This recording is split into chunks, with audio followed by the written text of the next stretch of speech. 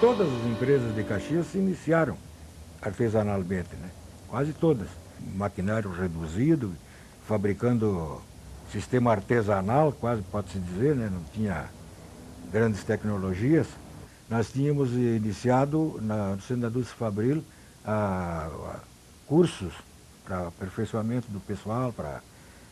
Então se convidava professores de Volta Redonda, de outros lugares.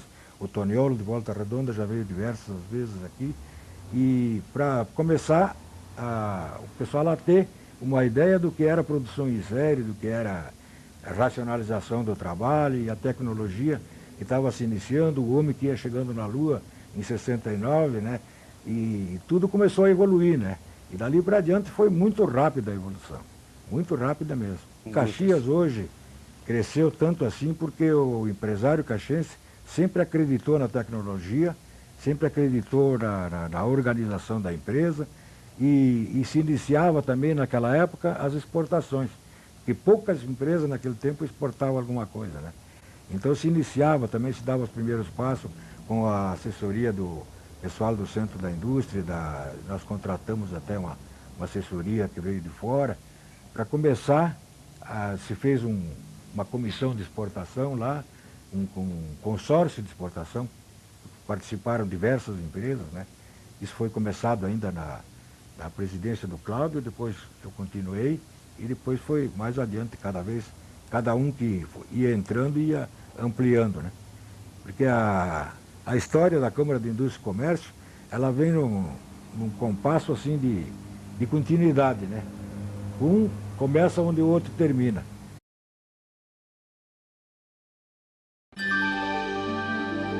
No Cafundó do Judas, onde o vento faz a curva, lá na Conchinchina, onde o diabo perdeu as botas. JJD Proing. Vamos mais longe pelas melhores ideias. Olá, que maravilha de você estar conosco. No ar, ponto e vírgula, o melhor programa político, econômico e cultural da TV por assinatura da nossa região.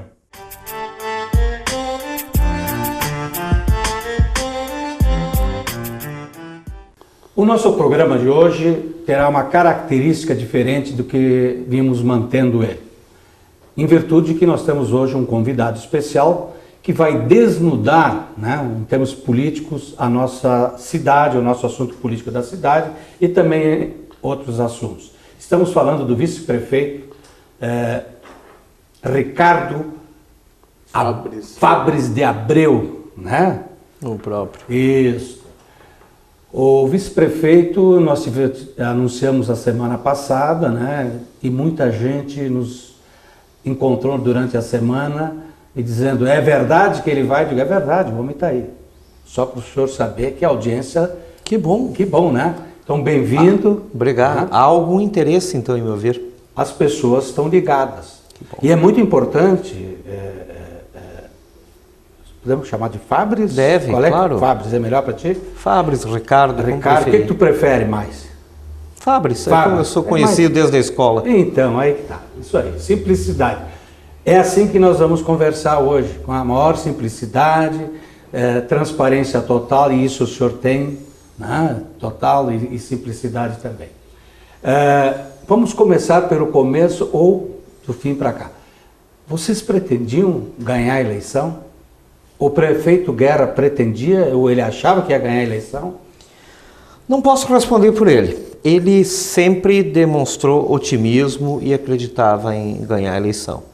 Eu não considerava isso possível. Era mais cético, esperava ter um resultado, uma votação boa, mas não esperava de maneira alguma vencer a eleição. Tá certo. Meu querido amigo, bem-vindo. Obrigado.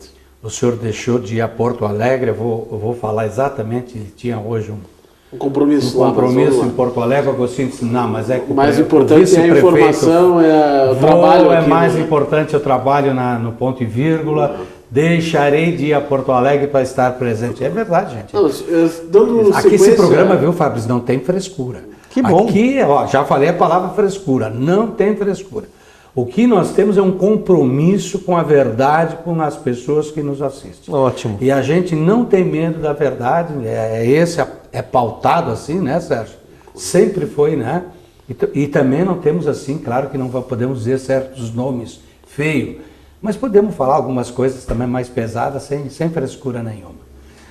Vamos lá. Inicialmente cumprimentar o vice-prefeito, o senhor Ricardo Fábio Zé Abreu, que nos honra com a sua presença aqui Muito hoje. obrigado, a honra é minha. E dando continuidade à pergunta que o Juarez formulou, apesar de não ter essa expectativa, ao menos inicial, né? Mas então por que uma candidatura? Por que fazer parte de um processo político eleitoral, né? Porque me parece que quem entra nesse tipo de processo, ele tenta vencer, né? Não havia nenhuma expectativa nesse sentido, mesmo, não quer dizer intenção, mas nenhuma expectativa, tendo em vista que ocorreram investimentos na campanha, havia uma mídia muito forte, né? A campanha aparentava e efetivamente se mostrou muito organizada, né? Porque não havia também uma expectativa de ganho, né? De vencer no pleito com os votos necessários que acabaram ocorrendo. Pois é, como eu disse, por parte do Daniel, sempre eu reconheci nele um otimismo. Ele entrou pensando em ganhar. A situação é um pouco diferente. Eu sempre fui mais cético em tudo na minha vida. Foi minha primeira experiência política. Por que eu ingressei? Convidado por Daniel Guerra. A minha ideia inicial era concorrer a vereador. Eu conheci o Daniel Guerra há pouco tempo, ano passado, no início do ano, devido ao interesse comum que nós tínhamos pela preservação da Maesa, do patrimônio histórico. Eu, naquela época, movia uma ação popular contra o município, que eu já havia ingressado em 2014 ou 2015, até antes disso, não lembro bem, tendente ao objeto da ação era o tombamento da Maesa. Daniel fazia parte, passou a integrar uma comissão da Câmara de Vereadores de preservação do patrimônio histórico e era o vereador que mais me dava atenção, respondia meus e-mails, telefonemas, acabei me aproximando dele dessa forma. Nós não nos conhecíamos antes, nunca tivemos uma relação próxima ou de amizade. E naquele momento, depois de algum tempo de frequentar o gabinete tratando da Maesa, ele sugeriu. Tivemos a possibilidade, o ano passado, em abril, a dita janela, assim chamada, que permitia uma filiação ou troca de partido naquele mês, e ele sugeriu, olha, Ricardo Fabris, você seria um bom candidato a vereador. Te filia no PRB e concorre a vereador. Eu pensei, por que não? Eu estou próximo da aposentadoria, mais uns 3 anos agora, seria uma atividade interessante. Eu disse, por que não? Vamos tentar o caminho político. Essa foi a ideia inicial. O convite para integrar a chapa como vice-prefeito veio de repente mesmo. Me foi feito já às vésperas da convenção do partido que homologou então a chapa. Eu não esperava ser convidado para isso. Me foi colocado naquele momento numa situação que eu não pude dizer não. Achei que seria uma experiência interessante, como de fato está sendo uma boa experiência, não nego isso, e aceitei e aqui estou. Mas eu confesso para os senhores que devido a um ceticismo, que é uma característica minha em vários aspectos da minha vida... É a famosa frase, ver para crer. Ver para crer. Eu não esperava ganhar. Mas mais um elemento, assim, só para reforçar a minha pergunta, é com relação a tendência de voto no momento, né? Nós tivemos um voto por aquele que não tinha uma carreira política até então, o voto contra os partidos tradicionais, né? Nós tivemos uma votação, isso aconteceu não exclusivamente aqui, né? Mas em diversos lugares do Brasil e, quiçá, no mundo, né? Alguns políticos não tradicionais que foram eleitos. Vamos pegar os Estados Unidos com o Trump, né? E diante desse quadro, não havia ao menos uma análise dessa situação política que o novo representaria a escolha popular naquele momento? Havia, essa análise se fazia, se teorizava naturalmente em cima disso. Porém, nós estávamos concorrendo com Pepe Vargas, que é um nome conhecido, prefeito por 2 mandatos, que fez uma administração boa em Caxias do Sul, em que pese os problemas a nível nacional do Partido dos Trabalhadores, tem um eleitorado fiel aqui, e também contra Edson Nespolo, que foi chefe de gabinete, sempre presente, uma figura política muito presente nas administrações desde José Ivo Sartori e Alceu Barbosa Velho, foi um presidente da Festa da Uva que deu uma dimensão muito grande a última festa, teve um sucesso muito grande, e realmente eram adversários Claro. invulgares, não era qualquer adversário. Não, sem dúvida. Não. Claro, se teorizava em cima disso. Eu cogitava a possibilidade de vencer. Mas, como eu digo, o meu ceticismo não me permitiu ficar exultante com isso. Eu disse, eu vou esperar para ver. Eu também não tinha, e tenho pouco hoje, experiência com campanha política, com esse mundo político, então eu também não sabia até que ponto eu poderia acreditar nas informações que eram trazidas pela própria imprensa, pelas pesquisas, pelos demais candidatos. Foi uma campanha muito conflituosa, em que não se tinha certeza do resultado, do andamento da campanha. Num momento se dizia fulano está na frente, noutra vez o Beltrano está na frente.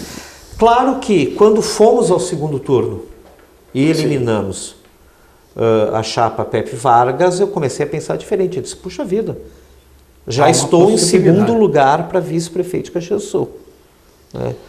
Tanto que a própria chapa da situação, né, que era do PDT na cabeça, ele fez uma análise, né, encerrado o primeiro turno, e essa análise, pergunto se foi também da mesma forma realizada pela composição que o senhor integrava, de que se não houvesse uma vitória no primeiro turno, seria muito difícil uma vitória no segundo turno. A chapa da situação. Sim, se ela não vencesse no primeiro turno, como não venceu, porque foram jogadas as fichas ali na tentativa de ser eleito no primeiro turno, porque a avaliação era, no segundo turno, nós não vamos ter êxito, né, como chapa de situação falando. Né, eles não teriam êxito no segundo turno, independente se fosse A ou B, o candidato a disputar. Seja qual fosse, Pepe ou Guerra, né? Mas faziam essa análise também? Essa análise chegou até nós, essa avaliação que a chapa da situação pensava assim. Eu, de certa forma, concordava. Daniel também disse, realmente é um balde de água fria, usando uma metáfora, com não vencer em primeiro turno naquela situação. E chegamos onde estamos, né? Deixa eu lhe fazer uma pergunta. O prefeito Daniel Guerra lhe prometeu alguma coisa? Onde é que foi quebrado o elo entre o senhor e ele? Evidentemente que prometeu. Foi uma das condições, no momento que ele me convidou, como eu disse aos senhores, ao público, no momento que ele me convidou para integrar a chapa e concorrer, foi de surpresa, mas eu coloquei naquele momento, inclusive com testemunhas disso, algumas condições, por assim dizer. O que eu falei naquele momento e o que eu disse inicialmente chega a ser até profético hoje. Eu disse assim, Daniel, nós não nos conhecemos. Nós estamos estreitando laços de amizade agora. pensa bem se eu não vou ser mais um estorvo, um atrapalho, do que agregar alguma coisa à tua campanha. Tu és um nome conhecido, eu não sou. Porque na hipótese de vencermos, isso é como um casamento às escuras de 4 anos. Correto. Certamente nós teremos surpresas agradáveis e desagradáveis nesse período de 4 anos. Não preciso nem dizer a situação que está acontecendo agora. O que eu falei para ele também? Eu falei para ele também que eu não iria gastar dinheiro na campanha. Não tenho dinheiro para gastar com isso, não pretendo gastar. Né? Queimar dinheiro, como se diz, nunca foi minha ambição, carreira política. Eu disse, eu não vou gastar dinheiro com campanha. Como eu ia concorrer a vereador, eu vou fazer uma doação para a campanha com o equivalente que eu gastaria na minha campanha para vereador, que me parece justo. Fiz uma doação devidamente registrada no Tribunal Eleitoral de R$10.000.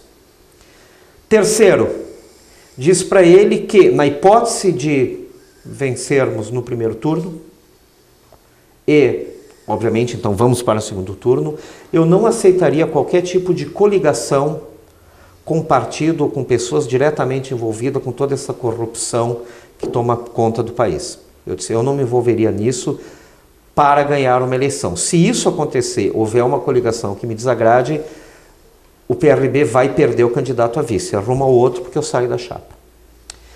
E a última, quarta coisa que é muito relevante, eu deixei claramente, falei para Daniel Guerra, se nós formos eleitos, eu não vou me submeter a ser um vice-prefeito decorativo. Eu quero ter atribuições específicas, delegadas, especialmente em 2 áreas que me interessam muito. Segurança pública, supervisionar a segurança pública, é uma área que eu sou autodidata, me dedico há muitos anos, tenho proximidade com todas as forças que integram a segurança pública, e não é só a polícia. A polícia é uma parte dela. Né? Segundo aspecto, procuradorias. Eu venho da área jurídica, naturalmente, nós temos na lei orgânica, já existe a figura da Advocacia Geral do município. Isso não existe, a meu ver, já passou da hora de consolidar todas as procuradorias da administração do município, direta e indireta, numa Advocacia Geral do município para diminuir a política na procuradoria. Muito interessante. A qual eu sou vítima nesse momento. Muito a interessante. Politização até posso só perguntar. Pois não, muito importante. A pergunta muito importante. A pergunta porque isso bem não foi pensado, uma das propostas de bem campanha, racionalizado. Sim, isso foi colocado. Foi colocado, mas não foi colocado que é o que me foi prometido. Foi colocado. Mas não foi como uma das propostas, inclusive? Sim, foi dito. De criação da advocacia. Eu falei isso na minha entrevista nos meios de comunicação. Correto. Quando me foi perguntado o que eu queria ser, o que eu queria fazer, eu disse, bem claro, estou interessando nisso para agir na segurança pública e agir na questão das procuradorias. A segurança pública por ser uma área que me agrada e a questão das procuradorias por ser uma área que eu conheço relativamente bem. Me considero hábil. Mas a sua ideia de formatar tudo numa coisa só é muito importante. É importantíssimo, isso já tem até na nossa lei orgânica e não é feito. Isso não aconteceu, mas me foi prometido pelo senhor Daniel Guerra. Ele sabe disso. Vamos para um intervalo e voltamos logo e vamos continuar esse assunto que é muito importante muito bem. Para as pessoas que nos assistem. Voltamos, como é que se diz? Já.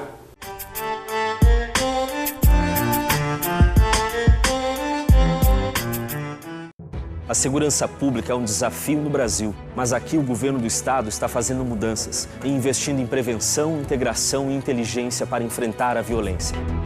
Hoje, a Secretaria de Segurança já compartilha dados e imagens de monitoramento entre municípios, Brigada Militar, Polícia Civil, Polícia Federal e polícias rodoviárias.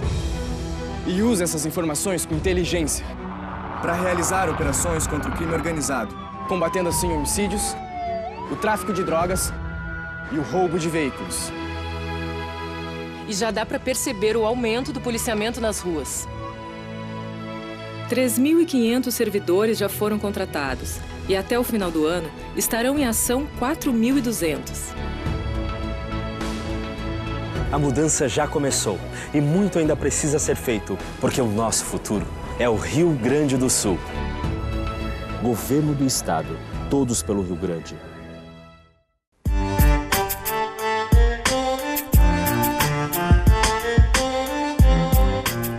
Estamos de volta com ponto e vírgula.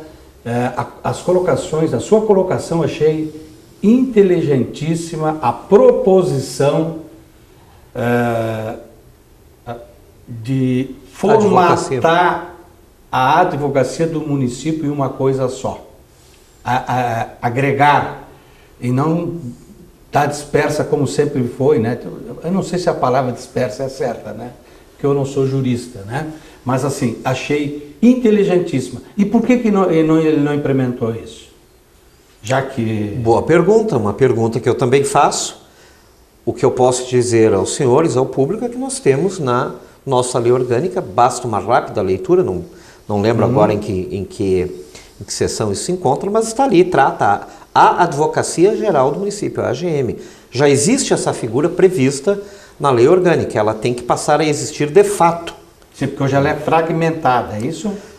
Não existe. Não existe? Não existe de fato. Nós temos uma Procuradoria Geral do Município, uma PGM, certo. E nós temos as procuradorias as autárquicas da administração. E aí se tornaria uma coisa só? Essa seria a ideia, uma Advocacia Geral do Município.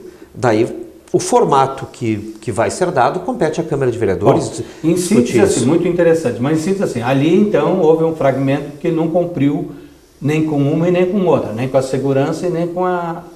E aí então o senhor quebrou o pau. De certa forma eu estou quebrando pau agora. Eu tentei não quebrar o pau por 6 meses. O que ocorre é que vencemos a eleição. Muito bem, a eleição foi no dia 31 de outubro de 2016, segundo turno. Eu liguei para o Daniel no dia 1º de novembro, no dia seguinte, uma segunda-feira, para cumprimentá-lo pela vitória, que aliás era a nossa vitória. Tá? Naquele momento já atendeu uma assessora e já disse que o prefeito, já identificou como prefeito, e não era ainda? Não era ainda faltava algumas semanas, que o prefeito poderia me atender na quarta-feira e se 40 minutos seriam suficientes. Daí eu já senti... Onde é que estava pisando? Eu já senti o bafo da onça.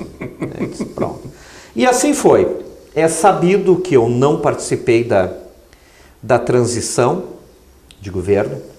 Isso me parece, em que pese a minha inexperiência política, mas a gente aprende, a gente vê os outros, eu tenho uma facilidade de aprendizado, absolutamente inapropriado, inadequado, porque o vice-prefeito é também prefeito sem exercício, é o prefeito eleito em potencial, eu posso ter que exercer a prefeitura em qualquer momento. O mínimo é que eu participe da escolha dos secretários, porque pode existir algum veto. Vou dar um exemplo para os senhores, na questão da Procuradoria.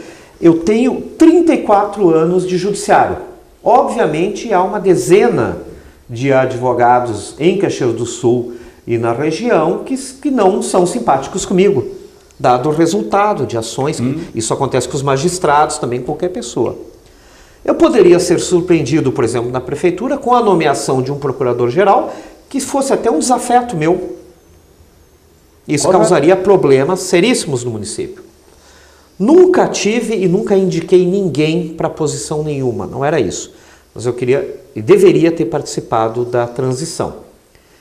A tensão cresceu, eu resolvi sair do partido lá no final do ano passado. A partir do momento que eu fiz isso, fui convidado a ir a Brasília, a direção nacional do partido, fui ciceroneado ali para que não fizesse, que era importante a chapa pura do PRB, que eu permanecesse e tal, e que os problemas de comunicação e de interagir com o prefeito seriam, naquela época foi dito até que concordavam comigo que não seria adequado o vice-prefeito não participar de fato da administração e que esse problema seria resolvido pelo partido, que eu ficasse tranquilo. Passaram-se mais alguns meses e isso não aconteceu. Isso só elevou o nível de tensão, claro, de estresse. O senhor me permite assim, uma pergunta com duas fases aqui. Pois A não. primeira pergunta é, porque apesar de ser uma situação política, apesar de ser uma questão de administração pública, hoje envolvendo, porque é um prefeito e um vice-prefeito eleitos, mas antes da eleição, o senhor relata que, passado um dia da eleição, um contato telefônico seu teve um tratamento Uma barreira. Um óbice. correto. Já. Então, a primeira pergunta é, até a eleição, ocorreu algum problema? Claro que isso pode ser alguma coisa de ordem até subjetiva, né? E aí fica a seu critério responder, mas ocorreu algum problema para ter este afastamento até a eleição? Não que eu tivesse identificado como um problema. Como eu disse, eu sou inexperiente, foi minha primeira campanha política e já uma campanha intensa, porque a campanha para prefeito ela é muito intensa. Correto. Para mim foi tudo foi novo nisso aí, o lado bom e o lado ruim. Eu ouvi de algumas pessoas, inclusive do próprio Edson Nespolo, que era o candidato com quem eu me relaciono, não somos amigos, mas temos um bom relacionamento. Um determinado momento nós nos encontramos, talvez em algum debate, e ele me disse, abre o olho que o Daniel está te deixando de lado. Eu ouvi aquilo. Outras pessoas também me disseram assim. Meu pai, que tem 82 anos, que é uma pessoa que tem experiência política, ele me disse, o Guerra está te escanteando durante a campanha. Eu não dei muita atenção, deveria ter dado, mas não dei. Porque eu não identificava assim, como para mim foi uma experiência nova, eu no meu entendimento, era assim, bom, ele é o protagonista, ele é o candidato que encabeça a chapa. Ele está tocando. Nós temos pouco tempo de TV, de rádio, enfim, claro, é assim que funciona. Ele que toca, ele que está tocando. Mas já percebi uma certa distância. Sim, o senhor não me foi dito. São questões um pouco diversas. Assim. A primeira era com relação ao espaço, né, publicitário na campanha. Claro, isso até houve um comentário, acho que publicado em jornais, que o vice não tinha tanto espaço. De fato ocorreu, sim. Pelo que eu recordo. Isso é uma situação, mas até justificável, talvez, pela intensidade da campanha e pelo pequeno espaço que dispunha, né, a coligação aí do PRB com o PR. Mas, voltando assim, além destas circunstâncias, né, da eleição, chegou a ocorrer algum confronto, né, de opiniões, de ideias, de formas de administração, forma de conduzir a campanha entre o candidato a prefeito à época e o candidato a vice-prefeito à época? Quer dizer, nós vamos fazer uma campanha direcionada para a classe C e o senhor dizia, não, nossa campanha... Havia um confronto Não, né? de forma alguma. Pois é. Foi muito tranquilo, muito harmônico. Se discutia, claro. Não, mas uma discussão correta. Quem sabe fazemos diálogo, assim, né? Fazemos assado, isso sim, Sim, claro. Mas até, não, nenhum tipo, conflito nenhum. Correto. Tudo sem estresse. Tá, então, o estresse da campanha, nunca um estresse entre nós. A segunda pergunta, né, fazendo-a pessoalmente agora e se não ocorreu nenhum conflito anterior à eleição, a partir desse telefonema que o senhor relata que houve um tratamento de afastamento, ou um pouco frio, vamos dizer assim, não houve um diálogo com o prefeito eleito, dizendo assim, eu vou participar, como é que nós vamos trabalhar? Porque o senhor fala assim que foi aumentando o distanciamento, mas com esse relato dá a impressão de que o senhor e ele estavam assim, um em cada canto da cidade, mas uma chapa, prefeito e vice-prefeito